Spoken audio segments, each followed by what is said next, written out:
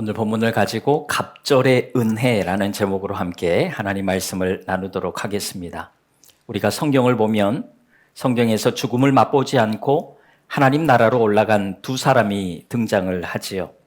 한 사람은 창세기 5장에 나오는 에녹이라는 사람이고, 또 한 사람이 오늘 본문에 나오는 엘리야 선지자입니다. 여러분, 이들은 왜 죽음을 맛보지 않고 하나님 나라로 올라갈 수 있는 이 특권을 얻었을까요? 이들이 특별히 다른 사람들보다 더 하나님과 잘 동행했기 때문에 그럴까요? 이들의 삶이, 이들의 믿음이 더 완벽했기 때문에 이들은 죽음 맛보지 않고 하나님 나라로 올라갈 수 있었을까요? 그렇지 않겠죠. 만약에 이들이 그랬다면 성경에 수많은 믿음의 조상들, 더 믿음으로 살았던 사람들도 있는데 그들도 당연히 죽지 않고 천국에 올라갔어야 맞습니다. 그들의 행위 때문이 아니라는 거죠. 그냥 하나님의 은혜였던 겁니다. 당시에 이런 은혜가 필요했기 때문에 하나님이 갑절의 은혜를 이들에게 부어주신 거죠. 그렇게밖에 우리는 설명할 길이 없습니다. 바라기는 오늘 우리에게도 갑절의 은혜가 있기를 바라요. 우리가 지난주에 살펴봤던 말씀에서 한량없는 하나님의 은혜를 살펴봤는데 그 한량없는 은혜 위에 하나님의 갑절의 은혜가 오늘 우리 모두 가운데에, 우리의 삶 가운데 가득할 수 있기를 주님의 이름으로 축원합니다.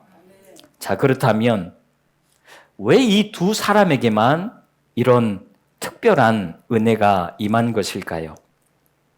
우리가 성경을 보면 똑같은 상황에서 똑같은 행동을 했는데 유독 그 사람을 더 칭찬하는 경우가 있고, 똑같이 잘못을 했는데 유독 그 사람에게만 더 강력한 심판을 선언하시는 그런 모습을 우리가 종종 보게 되지요. 대표적인 사건으로 여리고 성을 무너뜨릴 때에 아간이라는 사람이 이 여리고에서 전리품을 도둑질하는 사건이 나오게 되지요. 이 일로 인해서 이 도둑질 하나 때문에 그와 그 모든 가족이 다 죽게 되는 비참한 상황을 맞이하게 됩니다. 여러분, 이 상황에서 보면 아간이라는 사람은 자기의 죄가 들통났을 때에 사람들 앞에, 하나님 앞에 자기의 죄를 철저하게 회개까지 했던 사람이죠. 그럼에도 불구하고 그는 비참하게 죽는 사건이 나옵니다. 여러분, 사실 이 도둑질보다 더 무서운 죄를, 더 심각한 죄를 짓고 있는 사람도 수도 없이 많았을 텐데 왜 이 도둑질 가지고 온 가족이 전멸을 해야 됐을까요? 그 당시에 가장 필요했던, 이 순간에 가장 필요했던 것은, 하나님이 원하셨던 것은 하나님 말씀에 순종하는 거였습니다. 자, 이것을 잘 지켜야 되는데 어겼기 때문에 하나님께서 샘플로 이 아간과 그의 가족들을 전멸시켰던 사건이 나오는 것을 우리가 보게 되지요. 샘플로 삼기 위해서 때로는 더 강력하게 처벌을 하셨다라는 겁니다. 그런 것처럼 지금 사람이 죽지 않고 천국에 올라간다? 이것도 어떤 면에서는 하나의 강력한 샘플을 보여주는 거겠죠. 사람들이 믿음으로 살지 않는 거예요. 그 시대의 사람들이 하나님 나라에 대한 소망은 일체 없고 이 세상에만 모든 소망을 두고 몰두하고 집중하면서 살아가고 있었기 때문에 하나님께서 살아있는 사람을 그냥 죽지 않고 천국으로 올려보내시면서 하나님 나라가 있다라는 것을 분명하게 지금 보여주시는 것 아니겠습니까? 여러분, 에녹이 살던 당시에 백성들의 삶은 과연 어떠했을까요? 성경이 금방 지나가기 때문에 우리가 명확하게 알지는 못하지만 에녹의 아들이 무두셀라입니다. 무두셀라의 아들이 라멕이고 라멕이 노아를 낳습니다. 이 노아 때에는 죄가 세상에 가득했기 때문에 하나님께서 결국 홍수로 강력한 심판을 하게 되시지요. 자, 그렇다면 에녹 시대에는 이미 죄악의 절정에 이르렀다는 거죠. 그래서 하나님이 참고 또 참고 하시다가 결국은 노아 때에 세상을 멸망시키는 것을 우리는 보게 됩니다. 당시 사람들도 하나님 나라에 관심이 없는 거예요. 믿음에 관심이 없습니다. 하나님에게 생각이 없어요.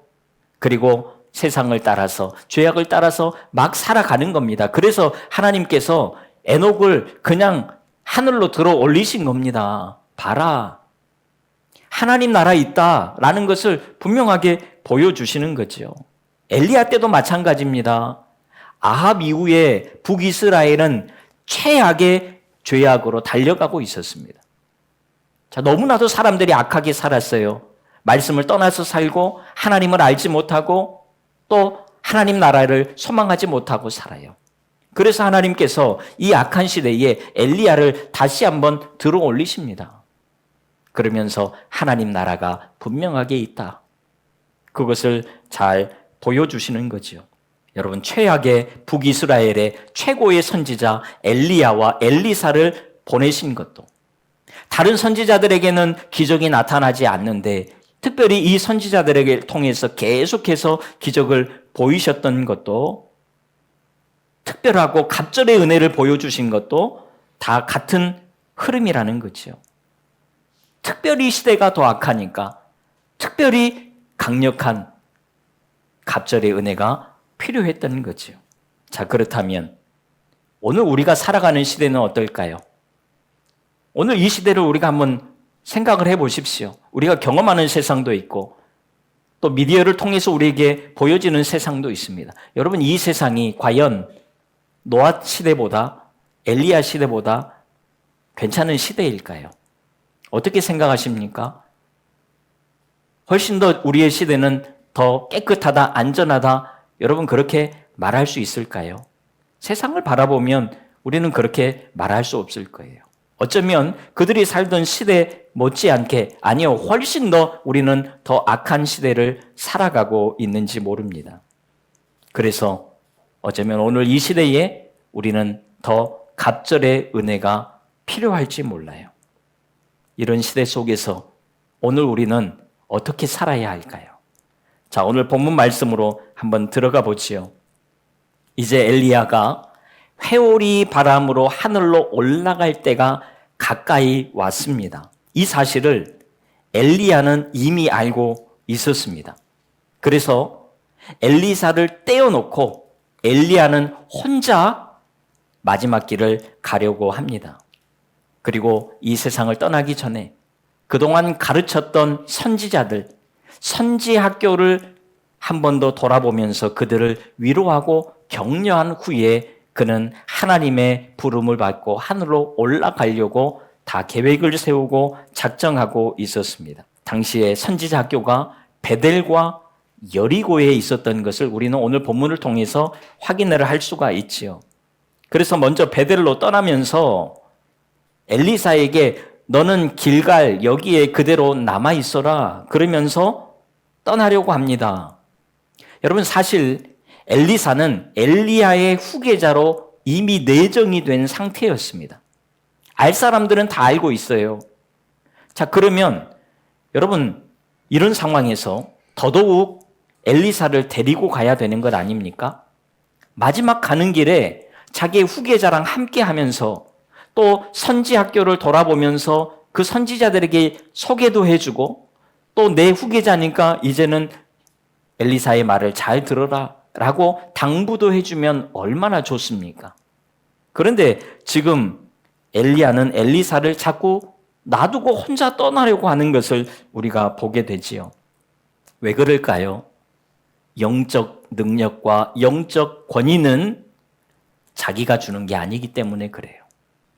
엘리야는 자기의 위치를 철저하게 알고 있었습니다.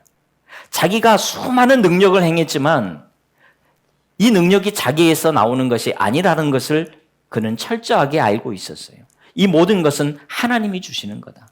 은혜는 하나님이 주는 거다. 이것이 강력하게 있었기 때문에 그는 모든 것을 하나님께 맡기고 엘리사도 하나님께 맡기고 그는 조용히 혼자 떠나려고 했던 것입니다. 우리가 그것을 어떻게 알 수 있을까요?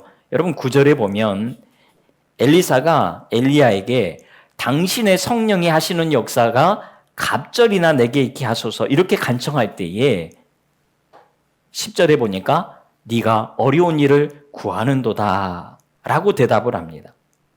이 말은 뭐냐면 내가 할 수 있는 것이 아니라는 거예요. 능력 주는 것은 하나님이 주는 것이다 라고 지금 이야기를 하고 있습니다. 엘리야는 자기의 위치를 명확하게 알고 있었습니다. 자기의 능력을 과시하면서 하나님의 능력을 뛰어넘으려고 하는 그런 사람이 아니었지요. 그래서 가는 곳마다 엘리사를 놔두고 혼자 떠나려고 하는 모습을 우리가 보게 되지요. 그래서 오늘 우리가 여러 번 반복해서 같은 내용들을 읽었습니다. 그런데 엘리사도 한 고집을 하지요. 나는 당신을 절대로 떠나지 않겠습니다. 그러면서 끝까지 고집을 피우고 따라다닙니다. 그래서 하는 수 없이 엘리야는 엘리사를 베델까지 데리고 가지요. 그런데 베델에 갔더니 이 베델 선지학교 선지자들이 뭐라고 합니까? 우리 3절 화면 보고 같이 읽을까요? 시작. 베델에 있는 선지자의 제자들이 엘리사에게로 나와 그에게 이르되 여호와께서 오늘 당신의 선생을 당신의 머리 위로 데려가실 줄을 아시나이까? 지금 베델에 있는 선지 생도들이 하는 이야기예요. 여러분 이 말씀을 보니까요. 이들은 엘리야가 하나님의 부름을 받고 죽지 않고 하늘로 올라간다는 사실을 다 알고 있었어요. 엘리야만 알고 있는 게 아니라 이 선지 학교에 있는 선지자들도 이 정도는 다 알고 있었다라는 거예요. 하나님이 다 알려주신 거죠. 이들만 알고 있었습니까? 아니요. 여리고 선지 학교의 선지자들도 다 알고 있었잖아요. 그래서 똑같은 이야기를 하는 것을 보게 됩니다. 엘리야가 곧 하늘로 올라가고 우리는 엘리야와 곧 헤어질 것을 이미 다 알고 있었다라는 거예요. 여러분 이들도 알고 있었는데 엘리사가 몰랐을까요? 아니요. 엘리사도 다 알고 있었습니다. 그래서 선지 생도들이 이야기할 때에 나도 또한 아노니 너희는 잠잠하라 이렇게 대답을 합니다. 그러니까요. 지금 이 내용의 흐름을 보니까 다른 선지자들이 이렇게 이야기하는 거예요.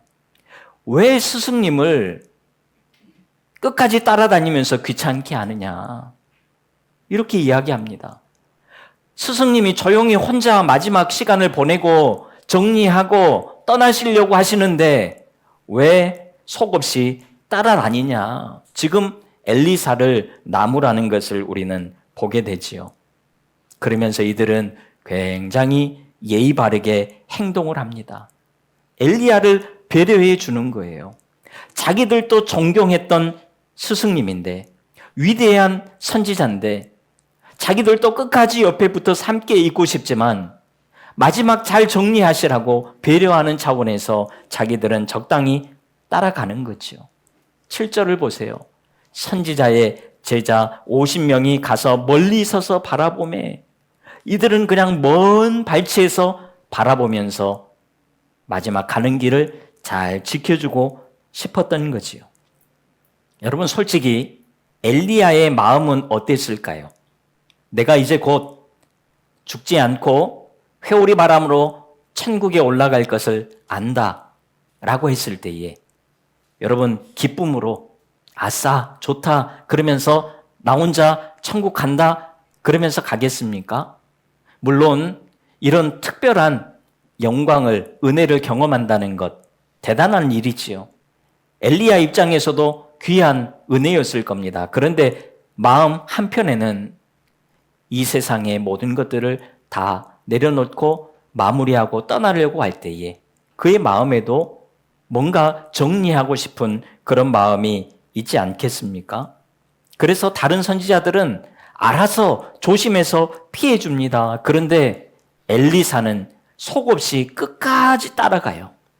길갈에서 베델로, 베델에서 여리고로, 여리고에서 요단가로 또 심지어 요단강을 건너서 같이 끝까지 따라갑니다. 그래서 엘리야가 얘는 안 되겠다. 끝까지 떨어지지 않겠다 싶어서 마지막으로 엘리사에게 묻습니다. 내게 어떻게 할지를 구하라. 내가 어떻게 해주기를 원하느냐, 지금 이렇게 이야기를 하는 거죠. 그래서 엘리사가 이렇게 대답을 합니다. 우리 9절 화면을 보고 읽을까요? 시작. 엘리사가 이르되 당신의 성령이 하시는 역사가 갑절이나 내게 있게 하소서 하는지라. 바로 이것 때문에 엘리사는 엘리야를 마지막까지 따라온 거예요. 이것 하나 때문에 따라온 겁니다. 사람들이 눈치 없다고 욕하는데도 엘리사는 따라올 수밖에 없었어요. 이것 하나를 위해서 따라왔습니다. 갑절의 은혜를 달라는 것입니다. 여러분, 지금 엘리사가 갑절의 은혜를 달라는 것이 무엇일까요? 엘리야보다 더 큰 나는 능력을 가지고 싶다. 더 큰 기적을 행하고 싶으니까 나에게 갑절의 은혜를 달라. 자, 그렇게 이야기하는 걸까요? 더 뛰어나고 싶어서, 더 잘나고 싶어서, 스승보다 더 높아지기 위해서, 이름을 더 알리기 위해서, 앞에 있던 선임이 잘했을 때에는 아무리 잘해도 후임은 따라가기 어렵거든요. 자, 그래서 나에게 더 큰 능력을 주십시오. 지금 그렇게 이야기하는 걸까요? 그런 게 아니에요. 지금 엘리사가 욕심을 부리는 게 아닙니다. 엘리사는 자기가 엘리야의 후계자라는 것을 오래전부터 이미 알고 있었습니다. 그리고 이제 엘리야가 곧 떠날 것도 너무나도 잘 알고 있었습니다. 그런데 지금 자기가 자기를 볼 때에 자기가 너무 부족한 거예요. 엘리야는 위대한 선지자로 이미 다 알고 있는데 엘리야의 능력에 비하면 자기는 너무 보잘것없는 존재라는 거죠. 나는 가진 것도 없고, 나는 할 수 있는 것도 없고, 나는 능력도 없고, 나는 아무것도 없구나. 그런데 엘리야가 떠나버리면 나는 이것을 감당할 수 없기 때문에, 그래서 자기의 연약함과 부족함을 제대로 본 후에 내린 결론이 자기는 최소한 엘리야보다 갑절의 능력이 필요하다라고 결론을 내린 거죠. 더 많이 갖고 싶어서가 아닙니다. 더 큰 은혜를 누리기 위해서가 아니에요. 자기의 부족함을 보니까, 자기의 연약함을 보니까 갑절의 은혜가 필요하다라는 결론을 내린 거지요. 그래서 갑절의 은혜를 달라고 지금 구하고 있는 겁니다. 여러분, 지금 엘리사가 교만하기 위해서, 더 잘 나가고 싶어서 그런 것이 아니지요. 엘리사는 정말 진솔하고 간절한 고백을 하고 있습니다. 이것 아니면 안 되니까. 그래서 끝까지 붙들 수밖에 없었던 거예요. 그리고는 갑절의 능력을 주십시오. 지금 이야기를 하고 있는 겁니다. 그러자 엘리야가 이렇게 이야기를 해요. 10절에 보니까 이르되 내가 어려운 일을 구하는도다. 그러나 나를 내게서 데려가시는 것을 네가 보면 그 일이 내게 이루어지려니와 그렇지 아니하면 이루어지지 아니하리라. 갑절의 은혜는 내가 주는 것이 아니라 하나님이 주실 거야. 지금 그렇게 이야기를 하는 겁니다. 그런데 여러분, 이 말을 잘 보십시오. 주겠다는 겁니까? 안 주겠다는 겁니까? 명확하게 지금 엘리사가 볼 때에는 애매한 거예요. 명확하지 않은 겁니다. 그런데 갑자기 11절 우리 같이 한번 읽을까요? 시작. 두 사람이 길을 가며 말하더니 불수레와 불말들이 두 사람을 갈라놓고 엘리야가 회오리 바람으로 하나님께서 강제로 이 둘 사이를 갈라놓습니다.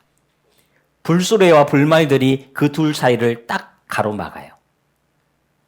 이런 상황이 올까 봐 엘리사는 끝까지 엘리야 옆에 붙어 다녔는데 결국은 불수레와 불말이 이 둘 사이를 갈라놓더니 회오리 바람이 엘리야를 데리고 하늘로 올라가 버렸습니다. 여러분, 엘리야가 떠나기 전에 안수라도 해주면서 하나님께서 내 능력을 너에게 주시기를 원하노라, 이렇게 해주고 떠나면 얼마나 엘리사 입장에서도 마음이 안정되고 편안하겠어요. 여러분, 이 정도 퍼포먼스 하나 못 해줍니까? 그런데 명확한 확답을 준 것도 아니고 뭔가 나에게 후계자로서 선지자의 자리를 제대로 된 이양해주는 그런 행동을 한 것도 아니고 분명한 어떤 능력을 부어준 것도 아니고 그냥 사라져버린 거예요.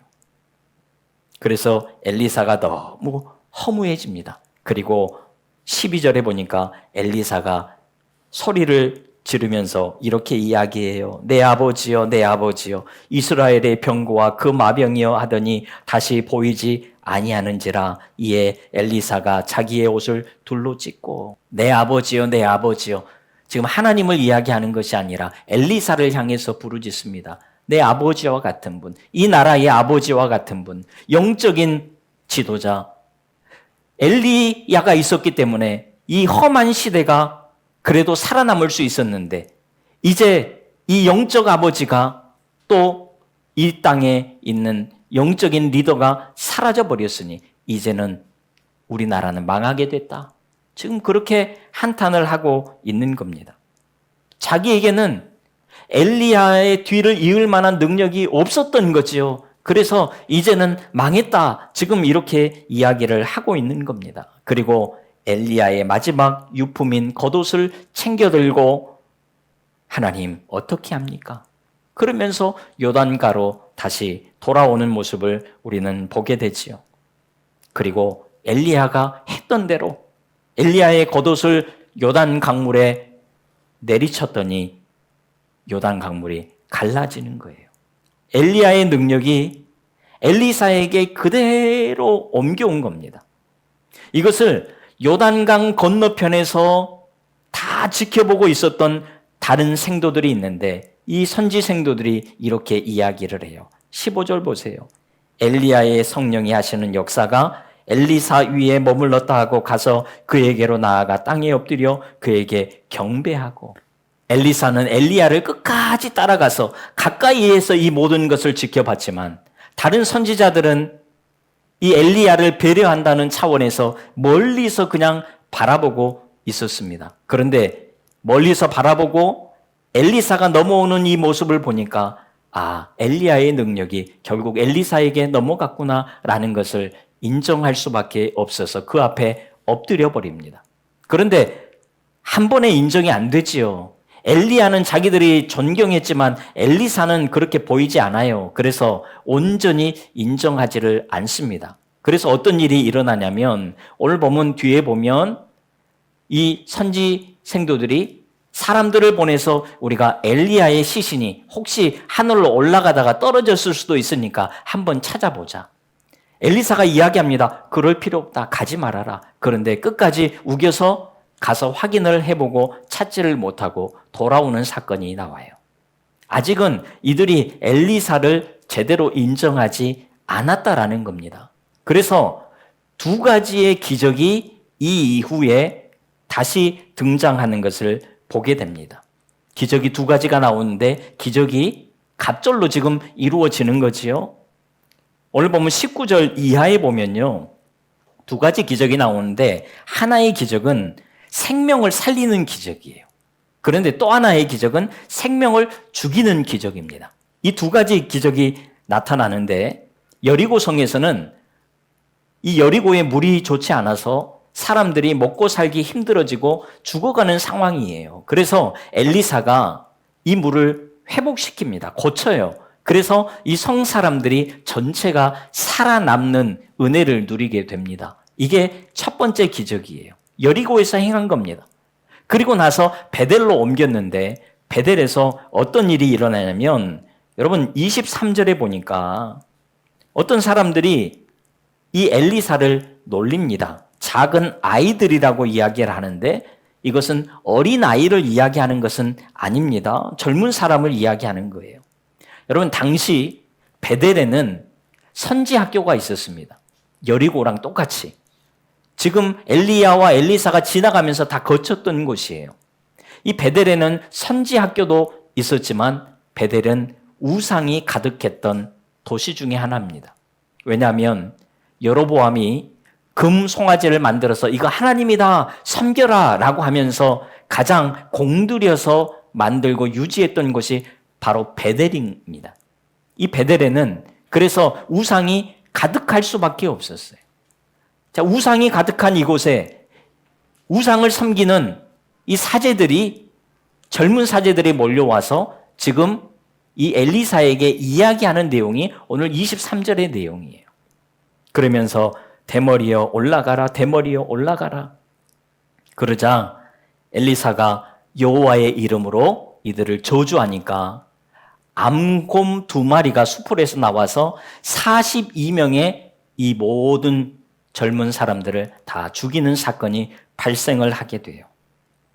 여러분, 이 사건은 단순히 엘리사가 자기의 외모를 가지고 컴플렉스를 가지고 놀려서 기분 나빠가지고 그들을 저주한 사건이 아니에요. 대머리여 올라가라. 지금 이 말은 엘리야처럼 올라가라. 지금 그 말입니다. 자기들이 소문에 들어서 엘리야가 하늘로 올라갔다고 하는데 말이 되지 않거든요. 믿어서가 아니고 믿지 못하기 때문에 정말 그 말이 사실이라면 너도 엘리야처럼 하늘로 올라가 봐라. 여러분, 그냥 완전히 말 그대로 기분 나쁘게 이야기를 하면 속된 말로 너도 꺼지라는 거예요. 지금 그렇게 이야기하고 있는 겁니다. 하나님의 역사를 이들이 조롱하는 거예요. 단순히 자기를 놀렸기 때문이 아니라 하나님의 역사를 조롱했기 때문에 엘리사는 이들을 이렇게 저주하고 죽게 만들었던 거지요. 여러분, 결국 이 일로 인해서 여리고와 베델에 있었던 선지학교 선지생도들은 엘리사를 진정으로 이제야 인정할 수밖에 없게 되었던 거지요. 그리고 엘리사도 이 갑절의 기적을 경험하면서 하나님께서 나에게 갑절의 능력을 주셨구나라는 것을 깨닫게 되었을 겁니다. 갑절의 은혜를 확인하는 사건이 바로 오늘 본문 뒤에 나오는 2가지의 기적의 사건입니다. 여러분, 오늘 우리에게는 기본적인 은혜가 있습니다. 하나님의 한량없는 은혜와 끊임없는 은혜가 우리에게 계속해서 부어지고 있기 때문에 여러분, 우리는 당연히 은혜 안에서 살아갈 수밖에 없습니다. 자, 그렇다면 어차피 우리는 하나님의 완전한 은혜 속에서 살아가는데 갑절의 은혜는 뭘까요? 여러분, 은혜에서 갑절의 은혜가 있습니까? 기본적인 은혜가 있고 곱빼기 은혜가 따로 있습니까? 물론 때로는 우리가 인생을 살아가다 보면 갑절의 은혜가 필요할 때가 있죠. 뭔가 좀 더 위급할 때에, 내가 좀 더 힘들 때에, 뭔가 더 강력한 능력이 필요할 때에 우리는 하나님, 우리에게 갑절의 은혜를 주십시오. 이렇게 구하며 매달릴 때가 있습니다. 그런 상황들이 있어요. 그런데 그런 상황에서 우리가 갑절의 은혜를 구하면 하나님은 더 많은 은혜를 우리에게 부어주신다. 지금 그 말씀을 하는 것일까요? 그런 건 아니에요. 여러분, 우리가 여기에서 꼭 기억해야 될 것이 있습니다. 내가 더 많은 은혜를 받아야지. 내가 2배의 은혜를 받아야지. 내가 더 좋은 것을 받아야지. 지금 은혜의 분량과 크기를 이야기하는 게 아닙니다. 기본적인 은혜로는 부족하니까 나에게는 갑절의 은혜가 필요하다. 여러분, 그런 게 아니에요. 여러분, 은혜 중에 작은 은혜가 어디 있고 큰 은혜가 어디 있습니까?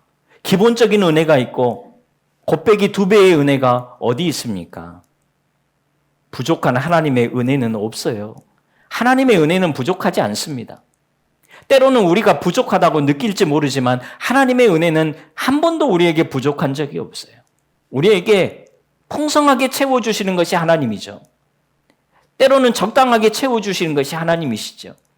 부족한 것은, 그런 은혜는 존재하지 않는다는 거예요. 우리가 갑절의 은혜를 구한다는 것은요, 오늘 엘리사가 갑절의 능력, 갑절의 은혜를 구하는 것은 다른 것이 아닙니다. 더 많은 게 아니에요. 나의 부족함을, 나의 연약함을, 나의 어리석음을, 나의 죄악됨을 더 크게 느끼고 그것을 더 고백하는 거예요. 주님, 저는 할 수 없습니다. 주는 저에게는 그런 능력이 없습니다. 다른 사람들은 충분히 할 수 있지만 저에게는 그럴 만한 능력이 전혀 없습니다. 저는 아무것도 할 수 없습니다. 그래서 갑절의 은혜가 필요합니다. 라고 할 때에 이야기하는 거죠. 내가 더 많은 것을 갖고 싶기 때문에, 더 큰 은혜를 얻어야 되기 때문에 갑절의 은혜를 주십시오가 아니라, 하나님, 저는 아무것도 없습니다. 저는 부족합니다. 연약합니다. 하나님이 도와주지 않으시면 저는 할 수가 없습니다. 그래서 갑절의 은혜를 구하는 거지요. 여러분, 이렇게 갑절의 은혜를 구한다는 것은요, 그만큼 간절하다는 것 아니겠어요? 하나님 아니면 안 되니까, 하나님이 안 도와주시면 안 되니까, 내 힘과 능력으로는 도무지 할 수 없으니까 하나님께 갑절의 은혜를 구하며 매달릴 수밖에 없는 거예요. 여러분, 오늘 어떻게 하나님의 은혜를 구하십니까? 적당히 주십시오. 이런 분들 없잖아요. 하나님 풍성하게 주십시오. 갑절의 은혜를 주십시오. 우리 이렇게 고백하잖아요. 그러려면 우리의 마음이 어떻게 돼야 돼요? 하나님, 저는 아무것도 없습니다. 연약합니다. 능력이 없어요. 다른 사람들은 충분히 할 수 있지만, 엘리야처럼 충분히 할 수 있지만 나는 안 돼요. 나는 하나님이 도와주지 않으면 못합니다. 이것을 우리는 늘 고백해야 돼요. 여러분, 이런 모습이 우리 가운데 다시금 회복될 수 있기를 간절히 소망합니다. 우리가 잘 아는 욥은 자신의 인생의 저 밑바닥까지 내려갔던 사람이에요. 자기의 연약함과 부족함과 아무것도 할 수 없는 그 무능력을 철저하게 경험했던 사람입니다. 그런데 그는 그 고난의 소용돌이에서 쉽게 헤어나오지를 못합니다. 친구들과의 대화 속에서 돌고 돌면서 계속해서 반복되는 상황을 경험을 하게 돼요. 인생의 밑바닥까지 봤는데 그럼에도 불구하고 올라오지를 못하는 거예요. 나는 부족합니다. 연약합니다. 여기까지 내려갔는데 올라올 수가 없습니다. 그런데 욥기 뒷부분에 가서 그가 하나님의 위대하심을 듣게 돼요. 그 위대하심을 보게 됩니다. 그리고 나서 욥이 깨닫게 되지요. 욥기 42장 3절 같이 한번 읽을까요? 시작. 무죄한 말로 이치를 가리는 자가 누구니까? 스스로 알 수도 없고 헤아리기도 어려운 일을 말하였나이다. 하나님의 위대하심을 보고 자기의 연약함을 보고 이 두 가지가 만나는 순간 그는 제대로 깨닫게 돼요. 그리고 하나님 앞에 엎드려 회개하는 모습을 우리는 보게 됩니다. 그리고 나서 이 욥은 정말 의미적인 것이 아니라 실제적으로 갑절의 은혜를 누리게 되는 것을 보게 되지요. 여러분, 한 주간 나의 연약함을 바라보십시오. 그리고 하나님의 강함을 바라보십시오. 한 주간 살아갈 때에 나의 연약함을 또 나의 무능함을 바라보시고 하나님의 강함을 또 하나님의 전능함을 바라보면서 살아가시는 우리 모두가 다 될 수 있기를 바라요. 자, 그래야 우리가 갑절의 은혜를 구하는 거예요. 그냥 하나님의 능력과 하나님의 강함만 바라보면서 구한다면 우리는 그냥 은혜를 구하는 거지만 우리가 저 밑으로 낮아져서 나의 연약함을 보고 하나님의 강함을 보는 거죠. 나의 무능을 보고 하나님의 전능을 바라봅니다. 그러면서 우리가 구할 때에 우리는 갑절의 은혜를 구할 수밖에 없는 거지요. 여러분, 우리가 오늘 이 시대를 살아가면서 악한 이 시대를 살아가면서 하나님 그냥 이 땅 가운데 은혜를 주십시오. 그런 것이 아니라 여러분, 이 땅의 악함, 이 땅의 죄악됨, 이 땅의 부족함들을 우리가 철저하게 고백하고 하나님의 은혜를 구할 때에 우리는 오늘 이 시대를 살아가면서 갑절의 은혜를 구하게 되는 것이고 우리가 갑절의 은혜를 구할 때에 우리 하나님께서 우리에게 갑절의 능력으로, 갑절의 은혜로 채워주실 줄로 믿습니다. 2배의 능력이라는 게 아니에요. 더 많은 능력이라는 것이 아니에요.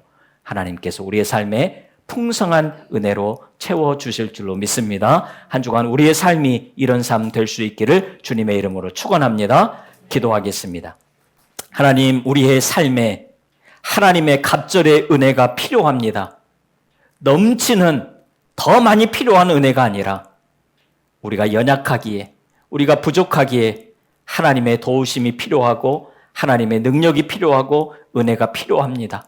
그래서 우리에게 갑절의 은혜가 필요합니다. 우리의 삶에 하나님 갑절의 은혜로 채워주셔서 우리가 풍성한 은혜 가운데에 한 주간 동안도 잘 살아낼 수 있는 하나님의 백성들 다 되게 하여 주시옵소서. 우리의 삶의 모든 문제와 염려들이 주님의 은혜로 해결되어지는 그 놀라운 일들을 경험하는 한 주간 우리의 삶이 되게 하여 주시옵소서. 예수님의 이름으로 기도하옵나이다. 아멘.